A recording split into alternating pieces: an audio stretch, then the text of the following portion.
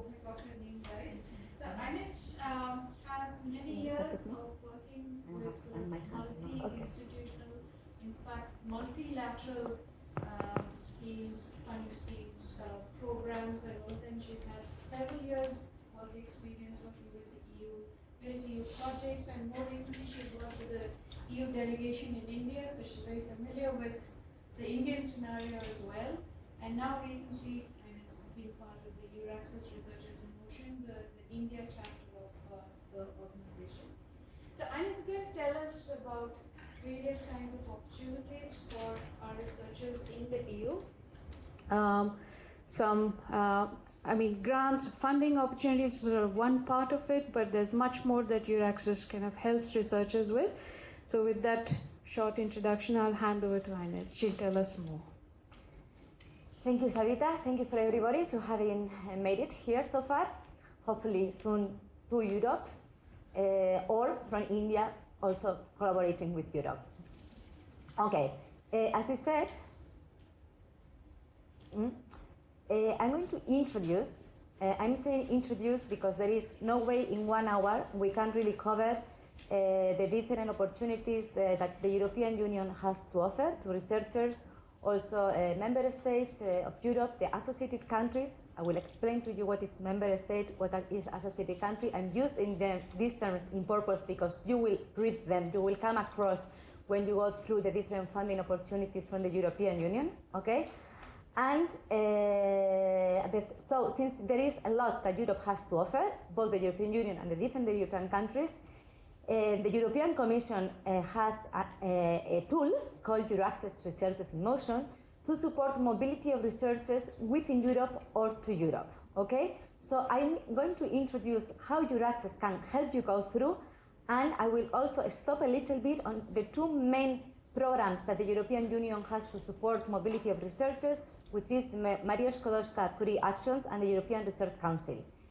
It will be an introduction that hopefully it will have a continuation at the end of May with a dedicated section on the open call for the individual fellowships and the Marie Sklodowska-Curie Action, and then the one which closes in the middle of September, 10th of September, and then once that one closes, soon after the starting grants scheme of the European Research Council will open.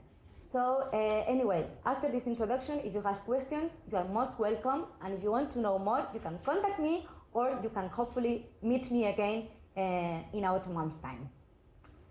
So this is, and at the very end, you will receive information on where you can find more information about what you will be hearing today and other options that Europe has to offer all of you. How many of you have been in Europe, to Europe? And how many of you have studied in Europe? Okay. How many countries are there in Europe? Give me a figure. 28. That sounds like a good number. Okay, the European Union has 28 member states, okay? But the European research area is not only made up of the 28 countries of the European Union. It's made up of 12 more countries, which are the associated countries to the European research area.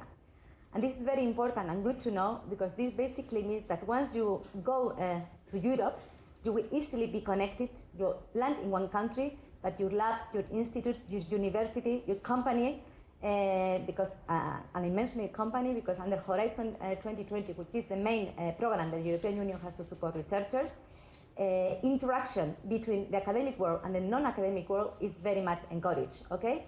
So, Europe, the European research area is 40 countries, but there is one common European research area, which means it's like a big market for researchers. These are the countries that are participated in Horizon 2020, which is the current framework program to support research and innovation. Okay, all the countries here are participating except for one, Liechtenstein, which is a tiny country between Switzerland and Austria. For the rest, you can see that the European Union, which are the green the ones in yellow and the white ones, all of them are participating. This means that when you are considering applying for a Marie Curie grant or a European Research Council grant, you can look for host institution in any of the 40 countries. Okay, today we have the honor, or I have the honor to have here one of our community members. EURAXESS Links India also has a community of researchers that I will invite all of you to join later. And I think that she's more appropriate than me to share with you possible reasons why to study in Europe. Sarikata Gupta, please come. If you are fine with that.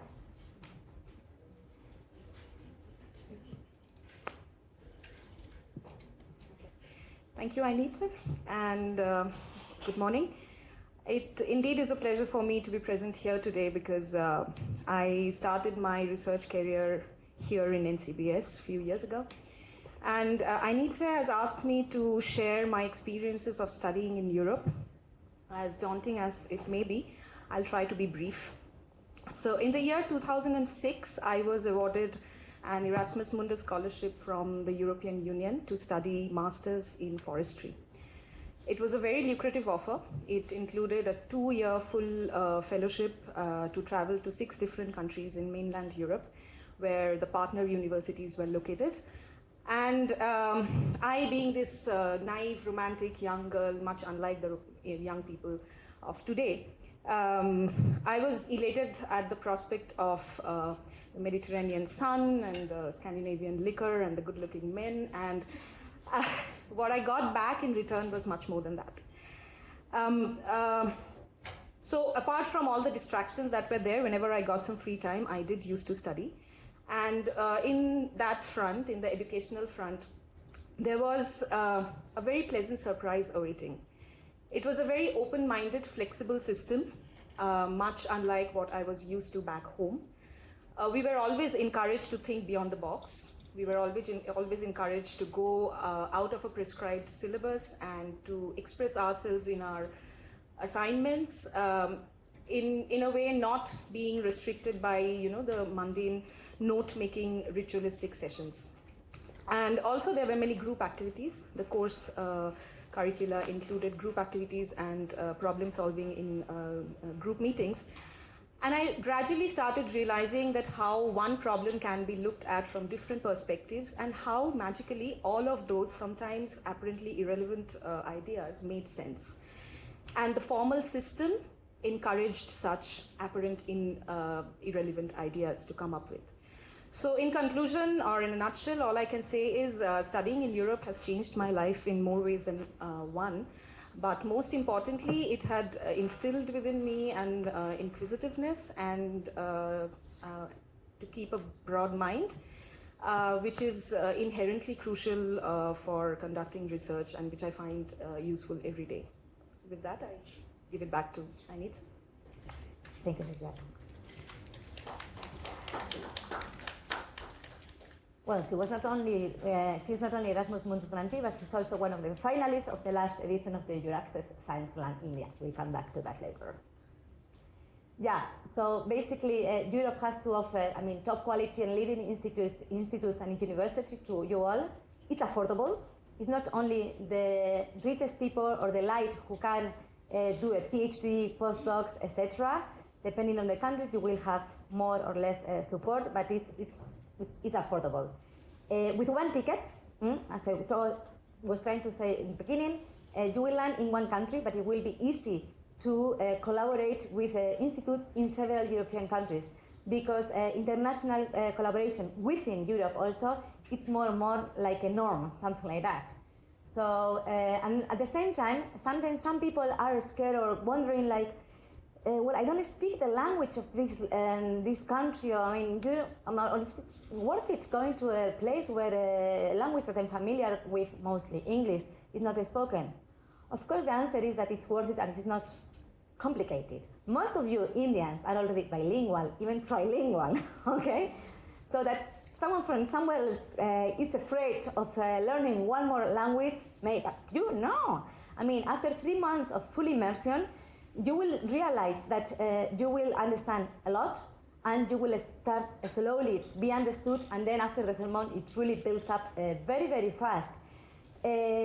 On top of that, if you learn a new language, that will also open up windows and opportunities, new markets, new friends, and for example, if you learned, let's say, Spanish, you have a whole continent almost to work there with. If you learn German, you have also millions of people who work and live in German, even if it is Icelandic. I mean, it's like here. I mean, people appreciate, it's not the same making business or research collaboration or any kind of relations working in, let's say, in a non-mother tongue, even if everybody could speak very well English or whatever, or being approached in the language spoken in the host country in this case. So anyway, I would really strongly encourage all of you that when you think of going to Europe, you also, well, first of all, don't be afraid of the language, because on top of that, English also might not be the language to do your shopping, to talk to your neighbors, but it will certainly also be somehow to a bigger or lesser extent part of your PhD studies, postdocs, etc. So you will be using your English, but consider as something positive learning one more language. And then, last but not least, not far from India. So if your cousin or if your brother is getting married tomorrow, you just catch a flight and overnight you are here, okay? And anyway, enough said about why to study in Europe. Now, before stopping a little bit in two of the main programs that the European Union has to offer, I'm going to introduce this tool that the European Union has to help researchers get through the labyrinth of opportunities that the European Union and European countries have to offer to all of you. Well, and for that, in India, we have EURAXESS Links India that I'm coordinating. This is part of EURAXESS-Researchers in Motion, okay, which is this European initiative which has the support of the European Commission plus the 40 countries that are part of the European research area. It has 4 tools, which we will go through together. The first tool is EURAXESS Jobs. This is a very powerful recruitment tool, as you can find between 7,000 and 10,000 jobs weekly, depending on the month of the year, for example, and jobs understood in the largest possible way of its meaning. It does include fellowships. Then we have EURAXESS Services, which we will see that it is, again, a very extended and useful network of EURAXESS service centers that they can help you through before you land in Europe, giving you information on funding opportunities in a country, helping you with practical information, and you can contact them directly, or you can contact me and I can help you to put you in contact with the respective EURAXESS service center. EURAXESS rights is not so interesting for us today, so we will not discuss this. This is basically about rights and obligations for the researchers in Europe. You can learn about it once you are there, step by step.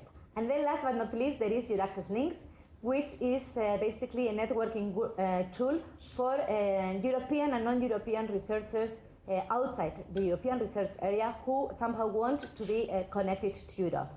EURAXESS Links is at present active in 6 different locations worldwide. One is the ASEAN region, covering Thailand, Singapore, Malaysia, Indonesia, and Vietnam. We are also in Brazil, in China, in Japan, in North America, covering Canada and the United States, and in India. With EURAXESS Jobs, well, you can go there, and well, you can filter it also by country. If you already know which country you want to go, you can filter it by research field.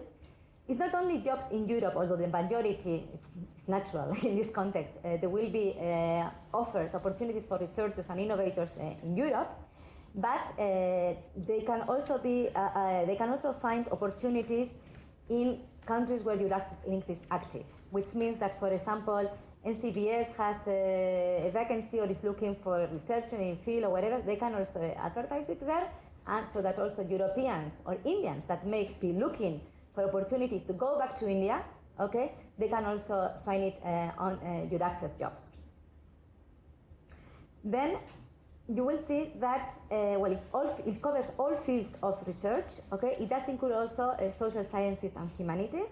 Okay, and you can find also special tags that will help you to quickly identify if, for example, something is being funded under the Marie Sklodowska-Curie Actions, under the European Research Council grants, because, for example, the European Research Council grant is to one principal investigator, but this principal investigator will have to hire a team.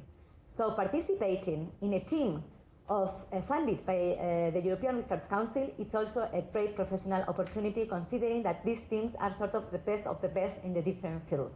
Okay? If you are looking for an experienced postdoc, or even for your part of your PhD in the private sector, in industry, for example, you can also look for opportunities there, and then there will be a tag saying large company SME, for example. Then also nature job opportunities, or opportunities advertised by the American Advanced Association of Science are also included there. So it's a very large network and portal for you all. Then, so we have EURAXESS jobs, where you can, of course, upload your CV. And anything that EURAXESS will give you back is for free. And it's free of charge, because this is a public service by the European Union for European and non-European citizens alike. So we move on to EURAXESS services, okay?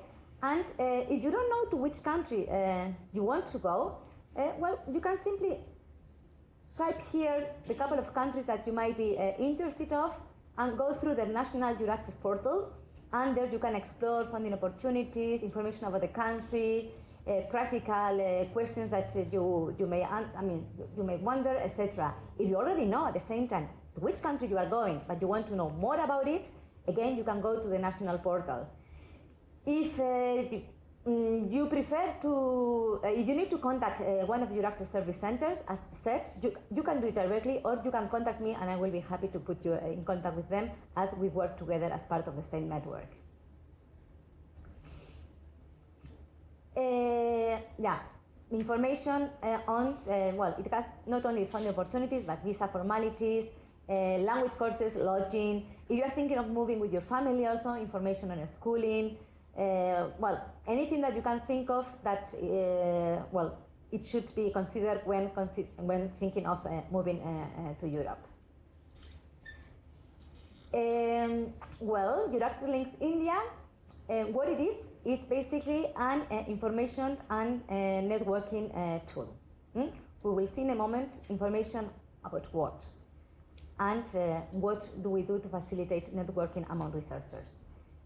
How we work here is that we offer a number of services, we organize a number of events, and we try to meet as many researchers as possible, going first of all to the field. I mean, my field here is visiting the campuses and not going to the forest or to the beach or to a small lab, which I would love to, but I don't think I would pay. I would be paid for that. Okay, but also if people are in Delhi, for whichever reason, for example, last week I met a researcher and his supervisor coming from Odisha, wherever. We also have a small office where I will be very happy to meet you. It is supported by one country representative, this is me, okay, and a small team in Germany that supports the EURAXESS Links network worldwide, okay? And since this is a European Union initiative, of course, I closely work with the EU delegation to India, which is like the embassy of the European Union here. And I'm also in contact with the European countries to get as much information as possible from them concerning opportunities for Indian researchers. So kind of services that EURAXESS Links India provides you. Well, first of all, I'm already inviting you to register EURAXESS Links India community, okay? By registering, you will receive the monthly newsletter, which includes not only grants and fellowships, but also job opportunities, events that EURAXESS might be organizing, or other European countries in India, or for example, if you are, or for example, India Bioscience, if it's organizing an event in India or in Europe, and it's open to anything that is, let's say, has to do with research and innovation, and it's open to researchers, okay, then it's most welcome to be advertised also there, okay? And then, of course, an important section is news. News coming from Europe, from Indo-European collaboration, or from India itself in the fields of research and innovation. The India newsletter is a monthly newsletter, okay? But then we also have a global newsletter which is quarterly, and it has more of a focus on a EU research policy area that might be of your interest. For example, last year, which was the first year of Horizon 2020, the European Union program to support research and innovation in the next 6 years, well, we explained in every issue one of the three main pillars, for example, under Horizon 2020. So by joining the community, you will receive the monthly newsletter, and then maybe maximum one message per week. If there is something specific for India, for example, now a new call for proposals for Indian organizations has been open. It was just launched a couple of days ago. So of course for this I sent a specific message on the call because, well, it's self-explanatory, the reason for it. Or if, for example, last year there were discussions in the European Parliament on the scientific visa. They wanted feedback on concrete examples of possible obstacles, positive experience, whatever.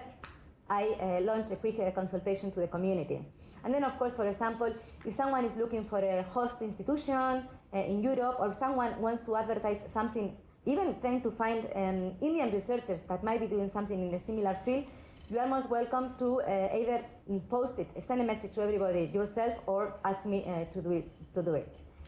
In addition to this means for the information to disseminate the different information that we receive, we make on-site presentations, like the one today, for example, where I explain how EURAXESS can help you, and depending on the audience and the context, we may elaborate more or less on the different EU programs that are waiting for you.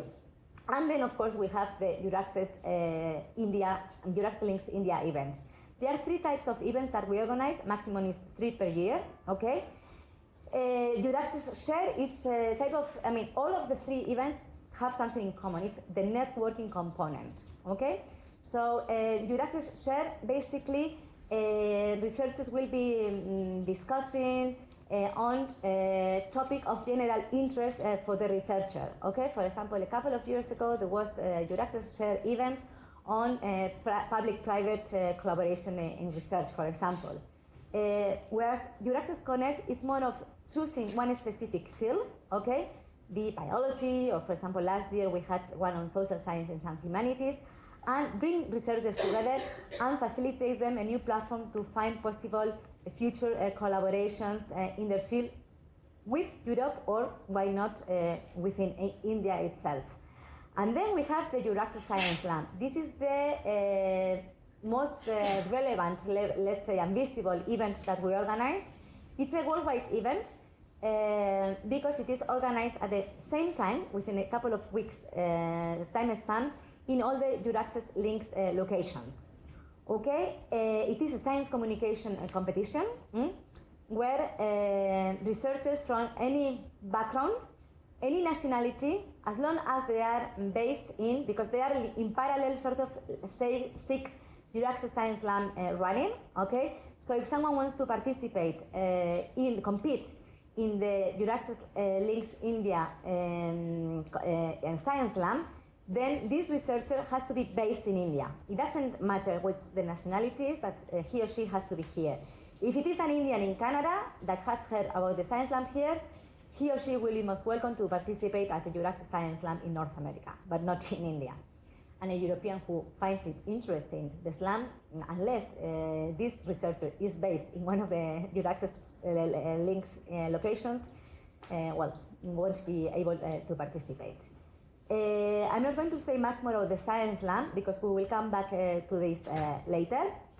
I will just mention that the prize last year, it was a trip to Europe to visit research institute of the choice of the winner, okay, and also to attend a training on science communication. This year, the prize will be a trip to Europe, to visit also the research institute of the choice of the winner, plus instead of the training on science communication, there will be meetings with officials in the European Commission managing the Marie Sklodowska-Curie Action programs or the European Research Council grants. And well, in India, there might be also, as part of the prize, a training on science communication for all the finalists. Okay, so enough said a little bit as how EURAXESS can help you through the EURAXESS Jobs Portal, through the network of EURAXESS Service Centers, and through EURAXESS Links India. Now, to understand where the Marie Sklodowska-Curie Actions, maybe some you have heard Marie Curie Actions, before they were known, and the name of the program was Marie Curie. Now, under Horizon 2020, we don't only have the name of the husband, but also her maiden name, okay? So, Marie Sklodowska-Curie Actions is the continuation of the Marie Curie, okay? And the European Research Council also, it's also the second program that the European Union has under Horizon 2020 to support individual researchers. So to understand Horizon 2020, it's important to keep in mind that it has 3 pillars, okay? And actually, if you go to the participant portal, which is the website of Horizon 2020, you will see excellence in science, industrial leadership, and societal challenges. The last 2 are for collaborative projects, meaning that these are call for proposals open for consortiums, okay? If anybody has questions on the collaborative projects, we can come back to that later, okay? But here, well, I'm going to focus on the first pillar, which is excellence in science, which is to support 2 individual researchers. The first pillar is open to researchers of any nationality and in any field, okay? Whereas the other 2 pillars, let's say that the themes have been predefined, okay? And actually, if you want to know, because of course, NCBS could participate in a collaborative project, okay? But to know if, for example, anything interesting is coming up, Horizon 2020 will be, let's say, split into biannual work programs, okay? And there you can find the calls that are planned for the next 2 years and get an idea if there is anything and accordingly organize your work.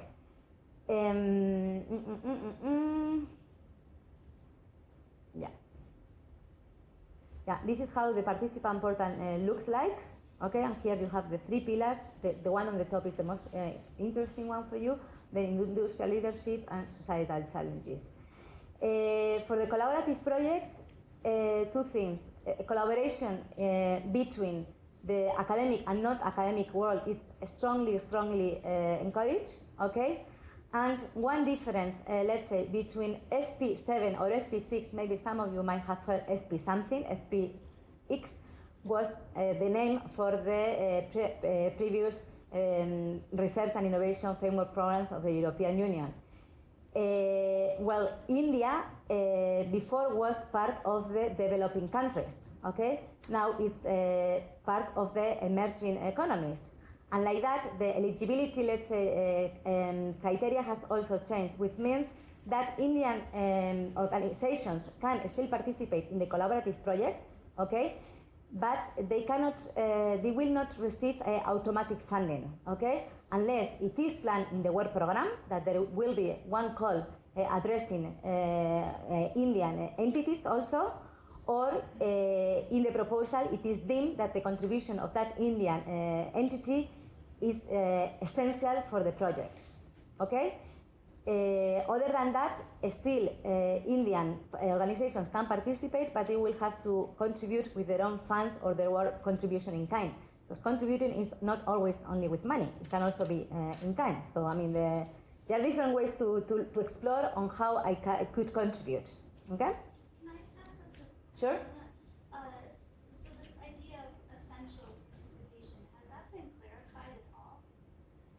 Well, that will be case by case. You have to be, as applicant, the one to prove that this, let's say, it's only existing here, or there is no other pattern with, I mean, it's that's what it means. And it is an open thing because you cannot be, it's up to the applicant to prove.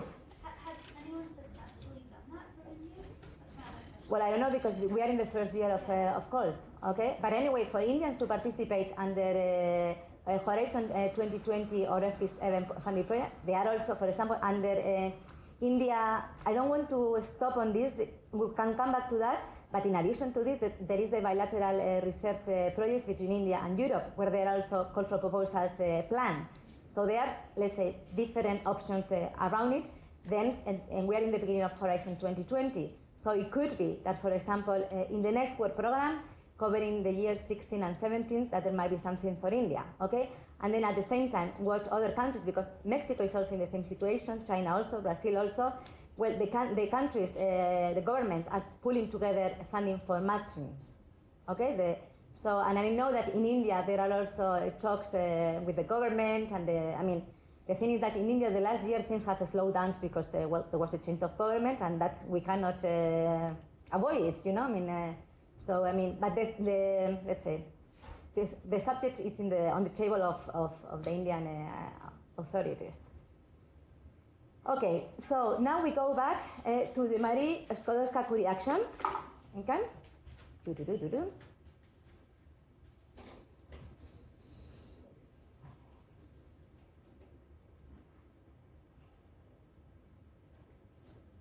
And again, here I'm just going to introduce it, the main actions of sub-programs. That's what it means for every action. What have I done? Yes, I didn't take this. Thank you, Nancy. Okay. I will introduce the 4 actions, meaning one action is one sub-program, let's say. And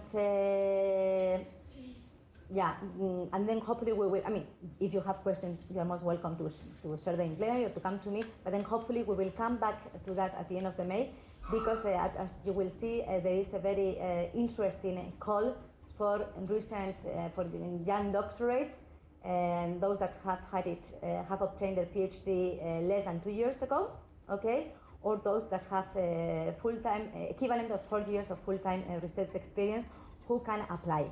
And the deadline for this one will close in September, okay? Okay, the main difference, let's say, between the European Research Council grants and the Marie Sklodowska-Curie Actions is that the European Research Council is really to support the more experienced researchers, okay? Whereas Marie Curie is more to support the talented researchers, okay, in the beginning of their career, while they are doing their PhD, or soon after having obtained their PhD. And it is a lot about it stresses a lot developing, providing training, developing the skills for innovative ways of doing research, etc. And of course, mobility is very essential. The idea is that, you move either because you are European, that you would go to a different European country or outside Europe, or if you are not European, that you are going to Europe. But it cannot be, it cannot be that you receive a grant to stay where you are studying, because actually, for every mobility means that it is you plus a hosting institution. And we will come back to this later.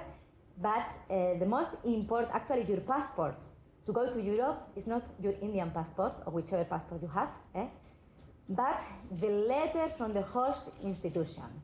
This is your actual passport to get this or any kind of many other funding. Once you have that, 80% of the work is done. The rest, of course, you have to understand well what they are asking for, explain it clearly and all of that, but the letter from the host institution is very, very important.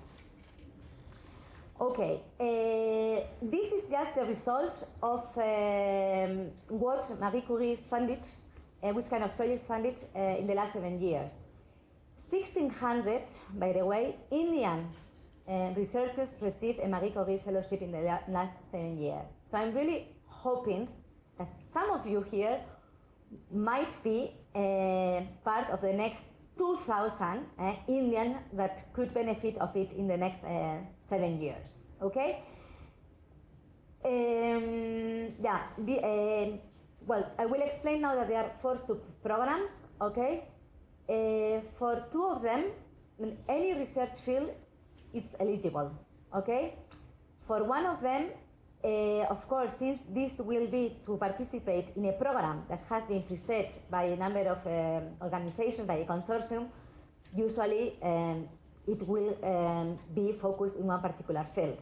Okay? But again, all the fellowship, all the calls, be those managed by the one managed by the European Commission or others organized by the consortium but funded by the program, are open to Indian researchers and non-Indian, I mean to researchers of any nationality. Okay? And there is no quota as for we want, there is a target, I don't know how many nationals or which fields we want. No. It's really if the researcher proves that his or her research field is innovative, it can have a continuity after the 1 to 2 years duration of the grant. Well, then there are many chances that something that might not be very popular at the time will be funded. Again, it's mobility to Europe and from Europe outside. In your case, unless you are European, or it would be that you have to apply to the one to go to Europe. These are the 4 actions or sub-programs. The most interesting ones for you are the innovative training networks, the individual fellowships, and the co-funding programs. RISE is not so interesting because this is about a staff exchange, and here if someone is part of the staff can come talk to me and we can talk, okay? Okay, yes, yeah. Okay, so what I have highlighted, the individual fellowships action, is because this call is managed by the Commission, which means that you would submit your online application to the European Commission, and it's the European Commission with whom you will have to sign your fellowship or contract, your grant contract, okay? This is open to researchers any nationality who have had their PhD, I mean, less than 2 years ago, okay?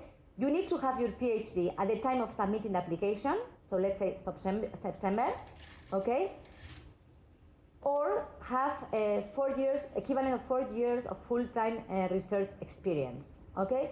If you have more than 3 years after your PhD, I mean, of 4 or whatever, then this is not for you. Then it might be either something under co-fund or under the European Research Council. Okay, and this was just recently launched, okay, and it will be closed on the 10th of September, if I'm not mistaken. Okay, and where to find information?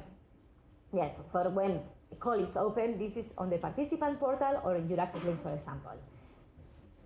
Fellowships funded under this scheme and this one, it's a bit tricky, okay, but it is to find it, okay.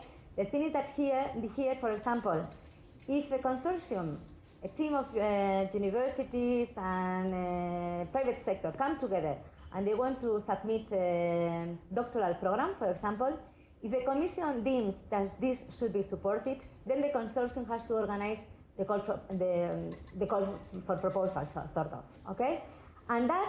This will be announced automatically on EURAXESS jobs. That's why I was saying jobs understood in the broadest possible meaning of the word, okay? Because it does include the fellowships. So this will go there, in addition also to the websites of the different consortia. But for you, the window to keep in mind, or the door, it's the EURAXESS jobs. You will find them there. Then. Co-fund means, again, that instead of a consortium of universities, it is one research institute, for example, one entity, okay, who wants to strengthen its international dimension, for example, and for that submits a proposal to the European Commission. If this is going to be supported, again, then the entity receiving the grant has to organize the call for Marie Curie fellowships. Okay? The conditions in any case of the fellowships are basically the same. It will vary a little bit from country to country, but the recognition of the grants and the content of it is basically the same. And again, where you can find anything under co-fund is under the EURAXESS Jobs portal also. Okay? Okay. Yeah. Then this is basically for the PhD students, okay, who might have started here or they may want to continue in Europe. And as I said earlier, joint doctorates not only with academic world, but also in the industrial work are very much encouraged in the new setup of the Horizon 2020. This I have already told you a little bit about the individual fellowships. Okay? Co-fund I have mentioned. This just so you have a little bit an idea of the main 3 programs that are of your interest. To find more information, there, if you cannot make it, hopefully in May, okay? Or also, well, May here or in between, you can also contact me. Okay.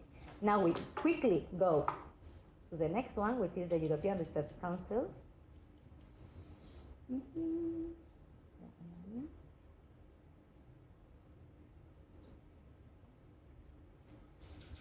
Okay, so the Marie Curie action is to support early stage, thank you, or less experienced researchers.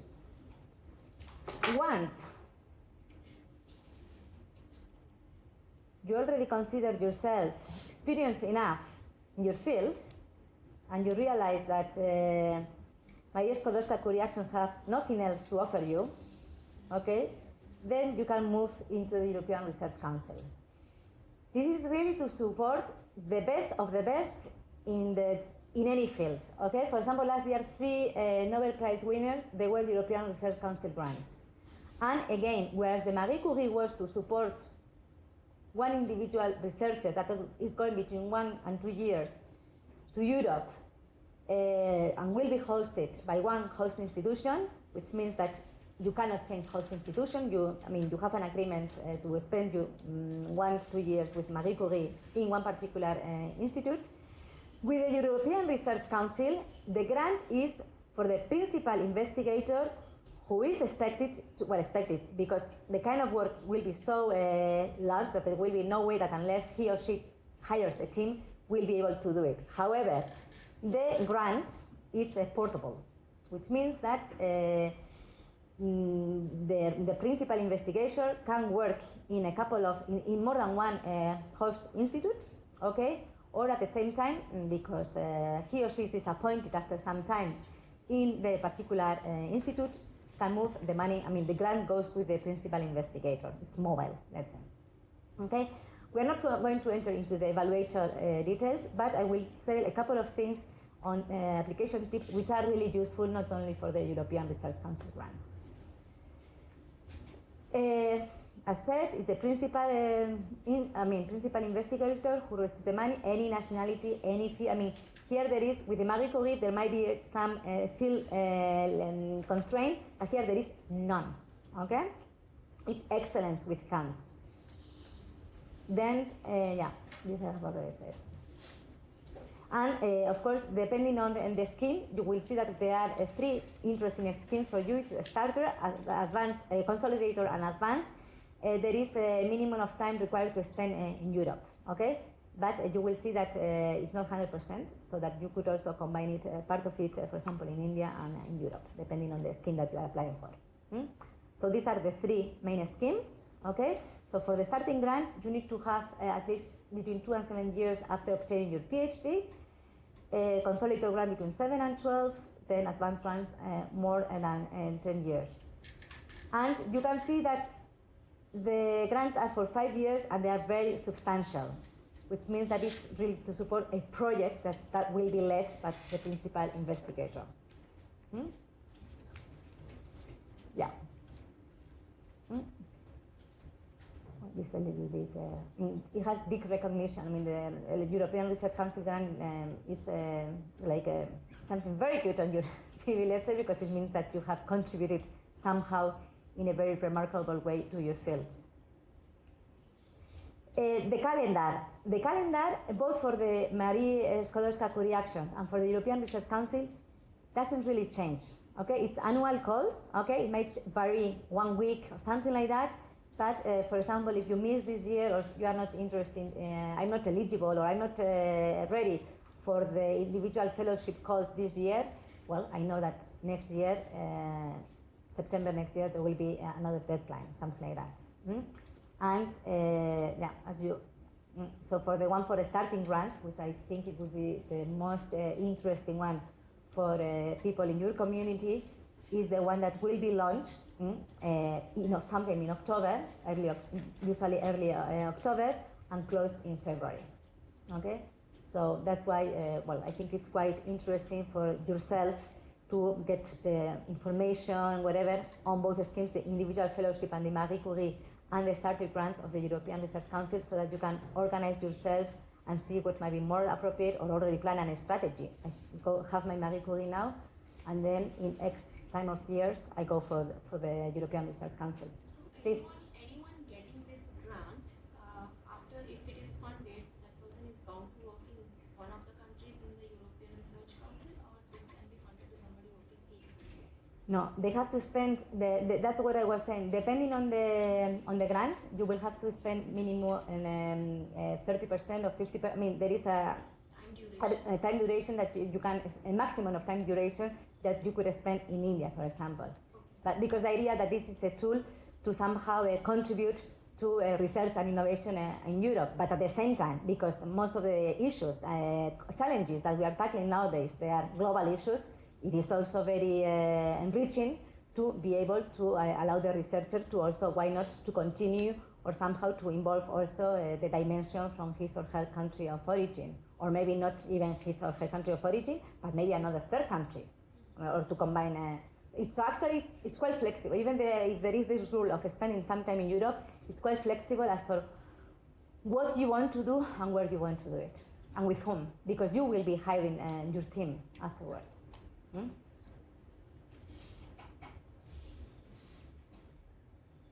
Okay, so the few tips which are, as said, very useful for the three main schemes. I haven't mentioned yet, but again I will just mention it, and maybe when we come back talk more about it. Maybe some of you have heard Erasmus. Definitely today we have already heard of Erasmus Mundus. Maybe some already are already familiar with Erasmus Plus. In brief, Erasmus Plus is the continuation of Erasmus and Erasmus Mundus. Erasmus was the university mobility program for European students. Okay, whereas Erasmus Mundus was the mobility program for non-European students going to Europe. Okay, all Europeans coming here. Now, under Horizon 2020, the different educational, youth, training and sports programs that the European Union had, they come under Erasmus Plus. That's why it's Erasmus and MAR. Okay, but and this means that, for example, under Erasmus Mundus. Well, by the way, we will see it at the end, but there are still some programs running which will end in the next couple of years. But of course, and I can think of, in the top of my mind, at least two programs specific to India. One is Namaste, another one is EURAXESS. For example, EURAXESS, I think maybe we will, okay, it doesn't matter.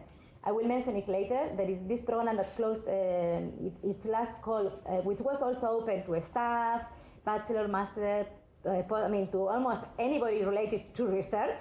Okay, they had a call closing in February this year, and they will have another call. I just received information yesterday, next year.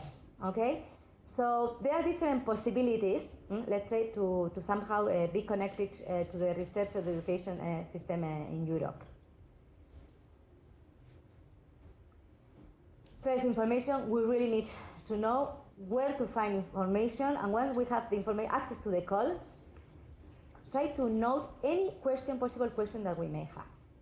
I usually try to if I have the call and if there is already a frequently asked question document, I will start reading it. Okay. Some cases already from the very beginning, they have anticipated possible questions, and this kind of document is existing. In some other cases, as people, potential applicants submit questions, then a frequently asked question document might be produced and updated. And of course, if there is no frequently asked question document, but you have questions, ask them to the contact person or whatever. Okay, it's very important. And if you are not sure of something, also ask. It's better to double check it and to make sure that you have understood what they want. Okay. Yeah, I always say that I think we need to invest more. It's more important the time invested in understanding, okay, than actually filling the application. And which means that we need to be generous with time, okay? Thinking of 3 months in advance, 6 months in advance, even sometimes depending for what kind of call, it's not enough. You need to understand it. You need to try to identify a host institution, okay? And you need to maybe, while you are preparing your CV and different certificates that you have to provide, maybe you realize that something is missing. You need some time to request for this or that or update. So keep sufficient time. Secondly, host institution, you need to find one. And there are different tools to find it. EURAXESS can help you, okay? And then also there are national contact points for example, the Marie Sklodowska-Curie Actions, also for the European Research Council grants in the different European countries, that you can also contact. You know, if you say, I'm very interested in the country, but do you have which research institute or who do you advise me to get in contact with because you think is whatever, it goes out with my profile or is out, you know? So, yeah, so there are different ways to and then of course your own international department. So also sometimes, like we love traveling abroad and we forget that the most important useful tool or help is at home. So please first, of course, take into account what your institute here, NCBS or India Bioscience can also offer you, because I'm sure that they also have your professors also. Try to explore what you have very close to you and maybe not so close, but don't only think like, this is too complicated to fire away. No, maybe the answer next room. Okay? You also sometimes, most of the calls, they used to provide some kind of tool to identify projects that have been funded. So sometimes having an idea of which kind of things have been funded, so that, for example, you double check, oh, maybe I was thinking of doing the same thing, but this is already done, you know? So it can also give you, reading a little bit about what has been the outcome of other calls under the same program can be quite useful, and usually every program has some kind of tool to, and if you cannot find, ask for it, because possibly there will be some. I always say that we have to, don't try to be shy. And nowadays, most definitely anything under Horizon 2020, which means for Marie Sklodowska-Curie Actions and for European Research Council, it's online. You have to go to the participant portal, and there you will have all the instructions. One call has one deadline. Okay? Very rarely they will have more than one deadline in a year. And well, the panel thing is that, well, in some cases, for some of the European Research Council grants, you will have to specify, there are 25 panels that are covering different fields, so you will have to select a couple of panels that will be the ones that will be assessing your proposal. And the panel thing, it does exist also in different calls. As we said, time. Make sure you submit it well in advance before the deadline. Two main reasons. One, if everybody leaves it for the last day, the network might collapse, something like that. Then usually if you submit before the deadline, but then you realize, oh, I forgot this, or I have made a mistake, you still have the chance to rectify it. Okay? Double, triple, quadruple, really make sure, check everything you submit. Sometimes it helps also maybe to ask someone to check it for you, because sometimes when we have been working for so long on the same application or whatever, we no longer see everything, we see what our eyes want to see. So putting some time also with the checking part is also important. And it's also very important to respect the limit of pages that is requested. It definitely does not help to provide more information or more space than what it is requested. Okay, so don't think that because I give them a couple of extra pages, I'm giving them more. No, less is more in this case. Okay, and don't feel bad at the same time. They give me maximal 4 pages, but I can do it in 2. Why not?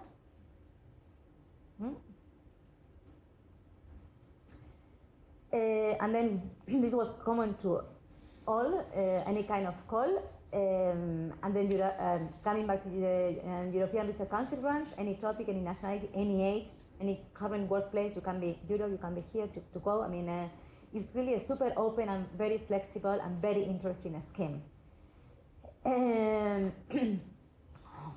Yeah, for the started grants, the only thing is that you have to keep in mind that at least it has to be 2 years after I got my PhD, okay? And then go for it. I always said, I mean, I think we all need to it's part of the process to receive refusal, not to receive the money the first time, if I think it's very, very rare. So just try to consider that any time that you have tried, you will be learning something out of it to make your next one better, and definitely the one that is waiting for you, you will get it. And something you will get because there are so many opportunities. To find more information, well, you have the links. Okay, and we're nearly done.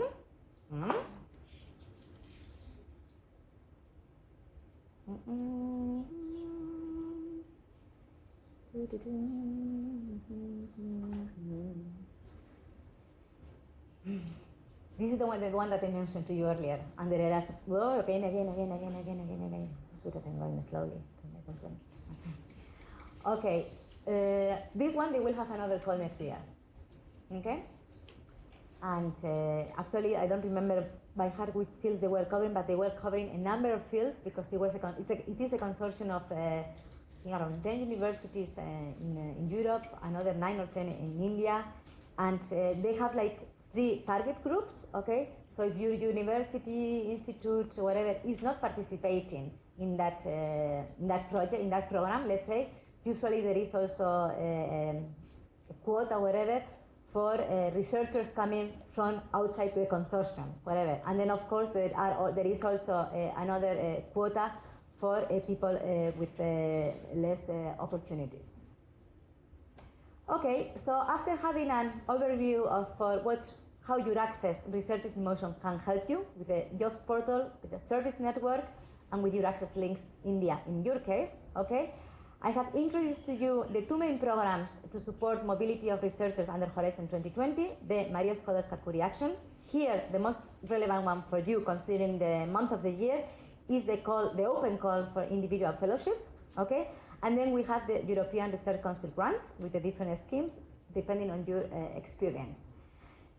To try to find more about this or about opportunities that European countries have to offer to India, there are a number of links, okay, that you can find on a document that will be distributed to you at the end, okay? You will have, for example, the European delegation to India has 4 interesting tools accessible to you. One is a calendar with the most relevant calls for India, coming from the European Union, coming from member states, okay? Then there is a Horizon 2020 guide for, don't worry, it can be late because I have more things to give them, so don't worry. Then there is a Horizon 2020 for the Indian user, okay, which includes also collaborative projects, okay. Then there is a mobility guide of member states, okay, what they have to offer to mobile researchers. It's not made 1 year ago or something like that, but still it gives an overview of what opportunities, because many of these schemes, they come year after year. So it is still useful enough to tell you about opportunities in the different countries. And there is also a guide that gives an overview of not only what in mobility, but what in research and innovation the different European countries are doing in India. Okay, so this can be found on the EU delegation's website. Then the link that I have already mentioned for the main programs for you on the Horizon 2020. On Erasmus Plus, depending what is your level, you might still find something useful for you. Erasmus Plus will mainly cover up to masters, okay, but there will be also some small schemes maybe to support a small short stays for PhD. This is really new because the first call was launched next year, so still the first programs, the first Erasmus Plus grants, they are in the pipeline, let's say, okay?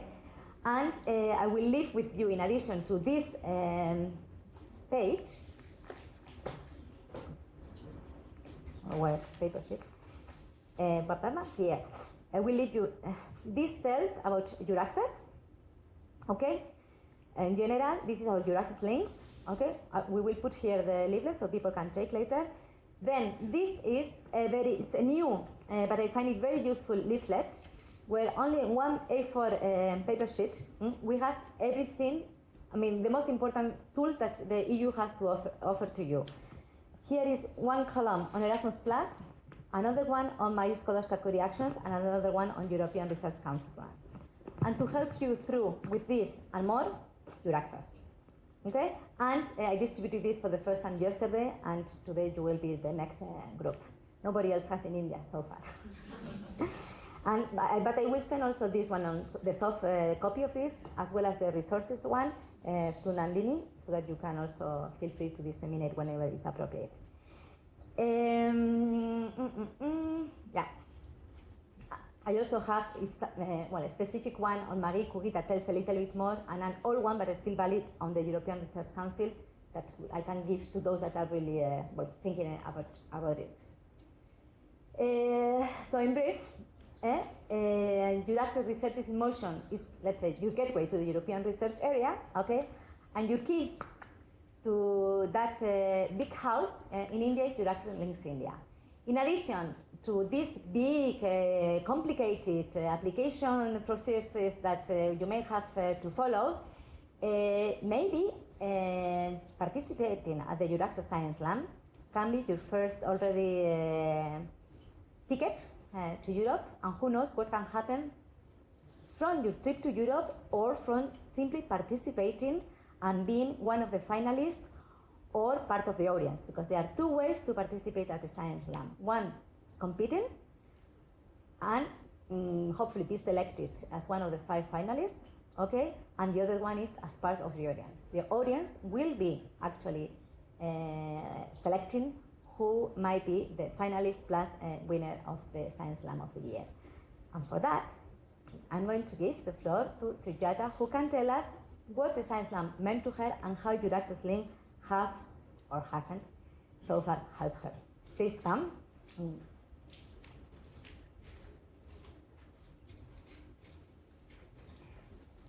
Thank you, Ainhitze, again. EURAXESS Science Slam, in brief, it is a semi-informal platform to express and communicate your research to general audience, to the public, and it does 3 very good things. Number 1, when you're very complacent at your research career and you know that you think that you know everything about it and you can talk about it anytime, EURAXESS Science Slam slams you literally that you don't, and it just puts you in a position where you have to talk about your research without using any technical jargon, so that it makes equal sense to your 13-year-old nephew to your 80-year-old grandmother, which I thought was a very important tool, and I think every researcher should go through it because it gives you a renewed confidence in your own research. And it's like asking after a 5-year, 10-year marriage that describe your spouse in 5 words and you are suddenly flustered. But it's important to reflect back, be it your relationship or your research. So that is the first thing that it does good. The second thing is it gives you a very informal setup to form very formal relationships, which will help you in your career, in your research career or any other kinds of job that you want to pursue, as Ainhitze has been talking about in her presentation. So, for example, when we last time went to Mumbai, I met Ainhitze, I met other people where I got to know about many other research opportunities, postgraduate, postdoctoral levels, which I did not know earlier. And the third thing it does is, even if you want to leave EURAXESS, EURAXESS does not leave you once you have become a part of it. And for example, Saurabh, he is in IISc, he shared a story with us yesterday that after coming back from the SLAM, he got an opportunity to do a postdoc in Europe. Everything was fixed, but he did not have grants. He did not have the funding that was required for that post. And according to him, I'm quoting him there, that he wrote to Ainhitze, and within a couple of hours, which Ainhitze says that may not be always the case. In a couple of hours, Ainhitze fixed the contacts from where he could arrange for his grant, and he's going for the postdoc now. So yeah, I think it's a great opportunity to be participating in the SLAM, because it just opens a new perspective to your research world. Thank you, Sujata. Okay. So, again, you are most welcome to join EURAXESS Links India community. And for that, all you have to go is go to our website. Okay, you will see the link on the next slide. Okay, login community, follow instructions. If you have any problems, you contact me. Okay, and yeah, this here is where you can find. This will be revamped in September, because this is common worldwide. Okay, so I don't have much flexibility how friendly or unfriendly I can make it. Okay. But still, well, we try to do the best with the tool that we have for the time being. The Science Slam, by the way, will be launched sometime in June, and the live finals, it's planned to take place in sometime in October, and where 99% of chances that it will be in Bangalore. So if you want to know more about it, keep tuned on our website. So once you have registered, if you will need some information on something which is personal to you, whatever country that you are going for, grant, anything that has to do with research, innovation, Europe, India, you can also contact me by email. I will try to answer as soon as possible, not always within a couple of hours, but it can happen. Okay? If you want to join the global community of EURAXESS International Mobile Researchers, you can join the community on LinkedIn. Okay? And then you can also follow us on Facebook on the page of the EU delegation to India. Why we don't have our own Facebook page for the time being? This is in purpose. On the one hand, because you know, I'm personally against. I think that something's too much doesn't mean that it helps us to get information. All of us are following so many groups. So much, we are receiving so many requests, whatever. So I thought, why not to try to put together synergies, okay, and give the opportunity to the researcher to find out which other topics that the European Union might be supporting in India. Maybe someone could get an inspiration for, like, hey, something that can be incorporated in his or her research. Or maybe a new idea for, like, hey, maybe I could try to find a solution how to solve this problem or whatever. So I think for the research can open up a little bit to, you know, the world is not only my lab, my field, anything that to do with research and innovation. Actually, sometimes these two words might not be used, that might be useful to actually innovate or do research work, okay? And then on the other hand, for the non-researcher, non-innovator, I think it's good that they know what is happening in this diverse and important world that has an impact in our daily lives, okay? So with that, we are contributing to the research and innovation dimension of the EU on their own Facebook account. And so far, I have to say that I'm happy in the sense that the likes and things that we receive or whatever are often from people that have nothing to do with EURAXESS links, okay? Because, yeah, when I follow the Facebook, for example, pages of my other colleagues, many times likes are from, you like me, I like you. But, no. Anyway, that is the experiment in India, you know. Anyway, so thank you very much. Well, thank you very much to Nandini. from India Bioscience, who has arranged for this talk. And thank you for all of you for coming.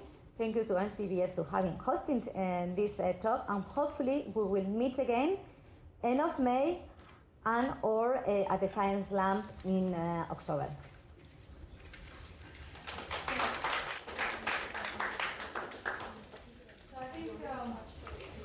Actually, Ainhitze's introduction sort of reminded me of my first time ever in Paris. The only French word I knew was bonjour. And so I went into a chocolate shop. That's my only French word. But with that limited vocabulary, I sampled all his kinds of chocolate. So that was a great introduction to France for me. And needless to say, the science was great. I had lots of very nice links over there. And science is an international activity. We're not sort of restricted by boundaries of our labs here at NCBS or Bangalore or even India. It is an international activity. So the point is that, you know, there's a whole bunch of tools available out there to further this kind of intercontinental science, interdisciplinary science. And what is important is to recognize your specific requirements, your funding requirements, your networking requirements, and to identify the correct tools that will help you get there. So like Thomas, for example, with his EMBO fellowship, being part of NCBS. So there are tools out there, there are individuals, Ainhitze, for example, who can help you connect with the right kind of tool you might need. And of course, for NCBS postdocs and the community here, the RDO, we can answer any questions you might have, or we'll put you in touch with the right experts there. So I think on that note, let's all give Ainhitze a big hand. Thanks a lot to her for the presentation. And we're going to the canteen for lunch with Ainhitze if anybody